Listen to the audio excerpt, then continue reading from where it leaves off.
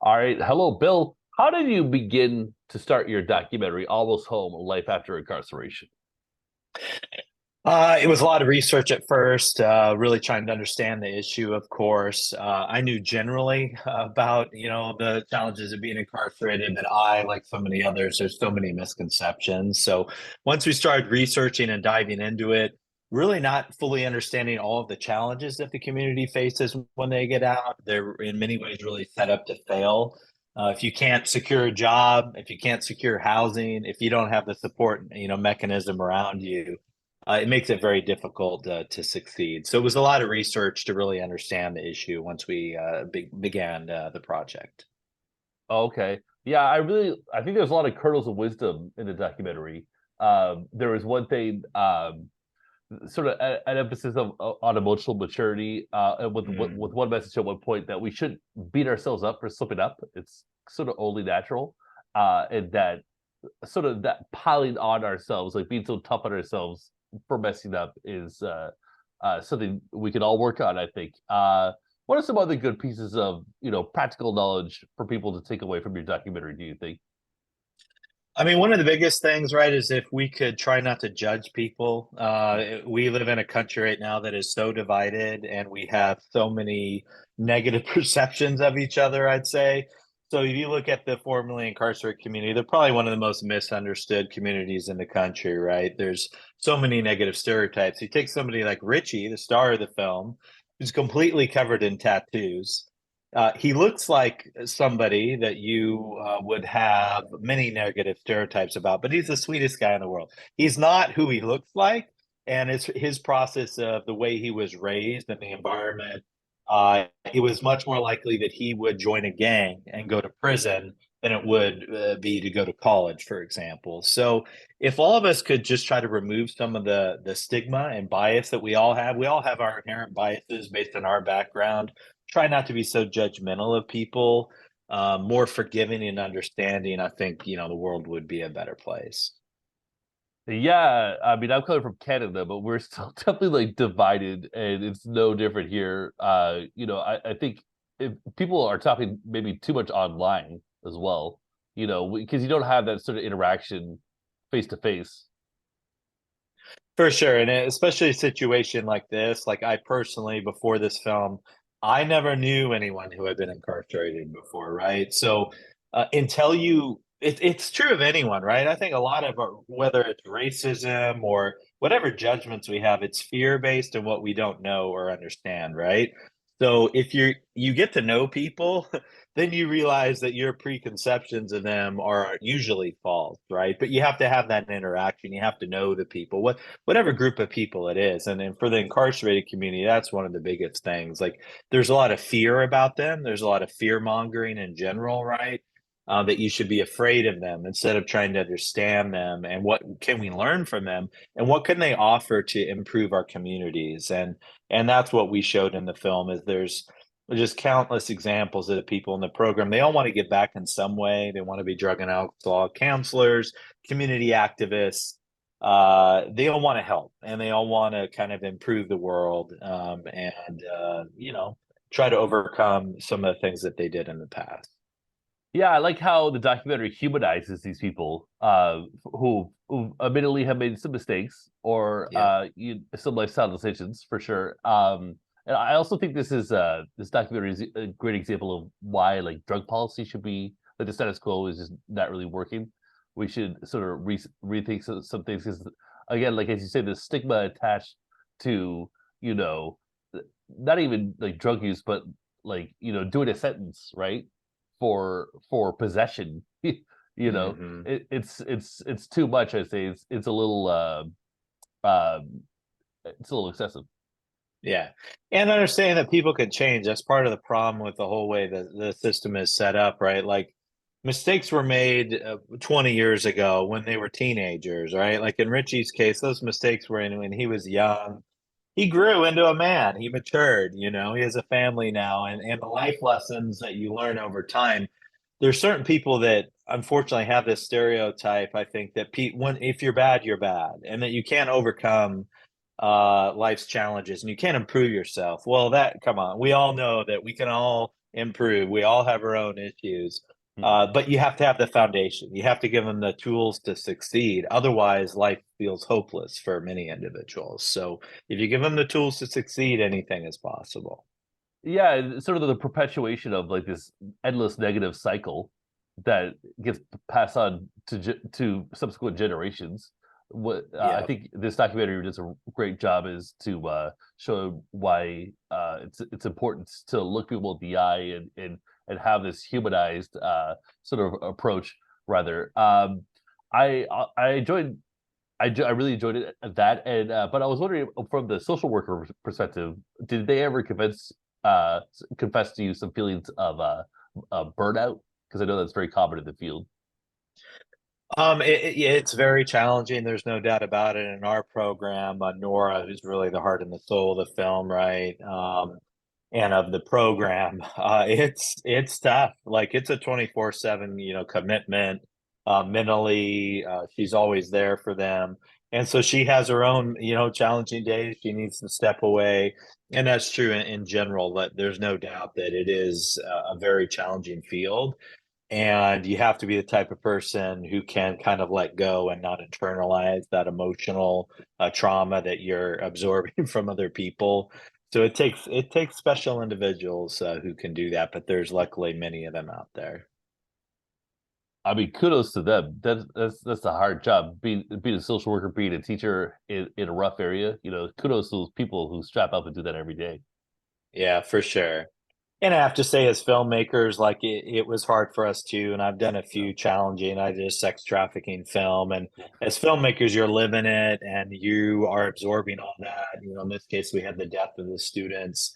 That was Right. really difficult for us because we, of course, knew them and we saw the effect that it had on the community. And we had, as filmmakers, something people don't really understand unless you've done it. You're so invested in the Mhm. film and you're watching every frame over and over again. You get to know the individuals in a way that is really deep in a different way than the average person. So it's true for something to think about for the filmmakers for documentaries that have difficult subjects. It's hard on the whole team. There's definitely days where there was some tears and breakdowns, as the film team because of what happened during our filming. So it's a rough edit. You're telling me. I mean, it's tough. We had hundreds of hours of footage, and there's so much that didn't make it in the film that could have been. We had enough probably for a docu-series, honestly, but we didn't really have the time to invest in that. So that was part of it. And there's so much trauma that isn't in the film that we witnessed or documented that we witnessed and experienced, but it just didn't have a place in the final cut. But yeah. Do you ever find as a filmmaker that he kind of overwhelmed the senses to have too much stuff? You kind of want to like break it up with levity. How did you approach that? Yeah, as much as we can. But in most of my films, I've tried to have some comedic moments to breaking it up. We did in this film. Luckily, had a moment that provided a little levity. But it is tough to find sometimes in dark subjects where there isn't a lot of happiness. But I whenever possible, yeah, I Nice. try. How long did you spend time with your subjects? It was 2 years total. There was like a year of solid filming, but all in all, it was about 2 years. Yeah, Then everyone's wearing masks, so I guess it was a year or two ago. yeah, for sure. It was during the height of the pandemic, unfortunately. Yeah, you look back on it now, and yeah, it was just a crazy time. That, Oh my god. yeah, How did yeah, any of us get documented through it? that. Yeah. No, Yeah. it's crazy to think about, and it created a lot of challenges for the production, obviously. And we would have a very different film, probably a better film, if we could do it now because of the challenges we had during the pandemic. But that's what you do, and it added. That was one thing that kind of a benefit is they weren't meeting together as much, so we captured all these Zoom recordings. So we were able to document these personal stories that were different, I think, than if they had been, in a room together. So, like everything in life, there's silver linings to challenges that you have. Okay. And how do you build trust as a documentary filmmaker? It's really important, and honestly, I did not get to invest as much time as I would prefer to, which is, Right. sometimes normally I would love to spend a year ahead of time with these individuals. That's the Wow. ideal. In this situation, we did not have that. We only had about 2 months before we started filming, and we had not chosen our subjects when we started filming because Mm. the project came on late. We were still trying to assess whose story fit in line. And that was the whole process too. We had 25 people to choose from what were going to be our primary subjects. And so there's a few boxes. We needed somebody who was still on parole. We need somebody who fit kind of the stereotype, who was going through the challenges that we were trying to show in the film, who didn't have a job yet, who didn't have housing. We wanted a success story. So you have the criteria laid out, and then you interview everyone and you try to get a feel for who will be the fit. And then often you're just taking a chance, like sometimes it's clearer than others. But yeah, I would have liked to have spent more time because truthfully, they warmed up more. I'd say maybe 3 months into filming is when they finally seemed to be more comfortable with us. So that's always a challenge. Yeah. So I heard it's like sort of a mix between being presence and sort of being a wallflower. Is that sort of correct? Yeah, it's hard because and especially the type of films we do, we try to take a journalistic approach, Nice. be as unbiased as we possibly can, Yeah. but you have to earn their trust at the same time. And so that is just as a filmmaker, people are successful with that, having empathy, being able to bond with a wide, diverse group of people, trying to get that trust and just being honest with them from the very beginning about what you see as your strengths and weaknesses, what the situation over the next year is going to be. You kind of lay it out with them. What are the goals? It's difficult to share your story.